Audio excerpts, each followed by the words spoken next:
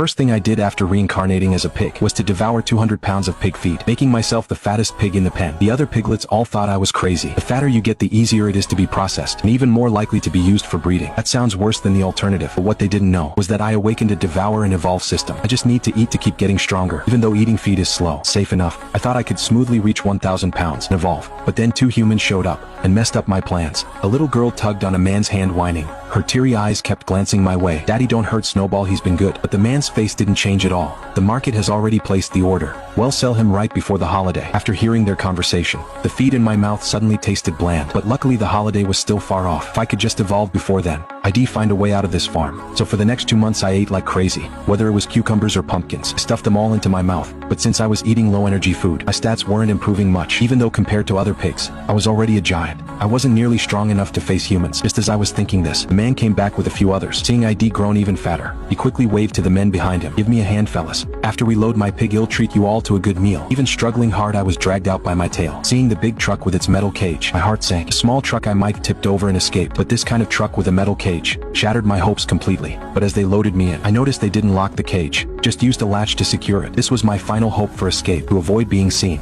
I waited till the truck was on the highway and used my tongue to push the latch open. Just as the cage was about to open, I suddenly realized a problem. Cities are full of people everywhere, no good for my evolution. I needed to find a forest or mountains to avoid conflict with humans, and the more remote the place, the better for me to hide and grow. After waiting over half an hour, I finally spotted the perfect place. Stretch of mountain forest, filled with trees as thick as several people. Once I reached that old growth forest, even hundreds of people working together couldn't drag me back. So I licked the latch open with my tongue, then pushed off with my hind legs, and jumped from the speeding truck. I hit the ground and bent the guardrail, then rolled down a steep slope into a river. Luckily my strength and stamina were high, so only my hind leg was hurt. Worried about being seen, I climbed out of the creek without a second to spare, and plunged into the forest ahead. I planned to find a hidden spot to recover, but a dark brown plant under a big tree caught my attention. Its dark brown stem with branches and green leaves was the valuable herb Polygonum multiflorum. Just as I was about to swallow it, a half-meter long centipede shot out from behind the tree. Its long black-red body quickly moved toward me. One bite from that thing, and even an elephant would be in trouble. Luckily I was now over 6 feet long, so I just rolled on the ground once, squashed that big centipede flat. Looking at the mess, a great idea hit me. Centipede this big is a treasure. Eating it should boost my strength a lot.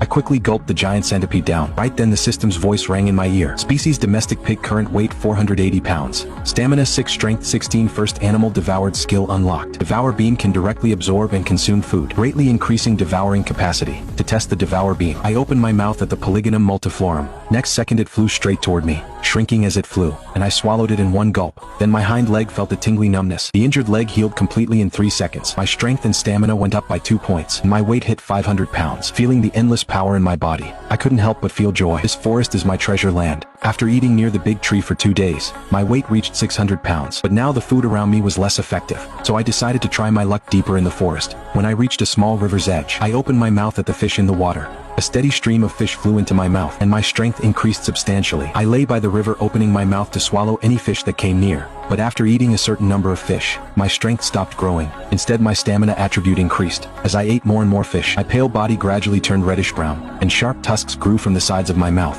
Then the system's voice sounded again. Species wild boar, current weight 650 pounds. Stamina 30, strength 50. After reverting to a wild boar, my body was almost 10 feet long. Eating ordinary small fish was no longer helpful, so I decided to head deeper into the forest. But I hadn't gone far when a wolf howl sounded not far away. I walked toward the howl and hid in some bushes. A pack of wolves was attacking 2 black bears. Usually a wolf pack can't beat a bear, but this big bear had a cub with it. To protect its kid, it couldn't fight freely. Right then they spotted me. Several wolves charged at me. I bent my hind legs slightly, and with one furious charge sent 3 wolves flying. The alpha wolf howled at its dead companions, then led the pack quickly into the woods. The big bear gave me a long look, then also disappeared into the trees with its cub. I used Devour Beam on the wolf corpses. My weight reached 700 pounds. Stamina and strength rose to 70 and 80. After eating my fill, I slowly continued deeper in, but then a steel trap appeared ahead. This immediately set off alarm bells. Only one kind of person sets traps this deep in an old-growth forest. Poachers. Not far away a tiger roared, but those poachers were after that tiger, since these guys could threaten my safety. But I didn't plan to confront them directly.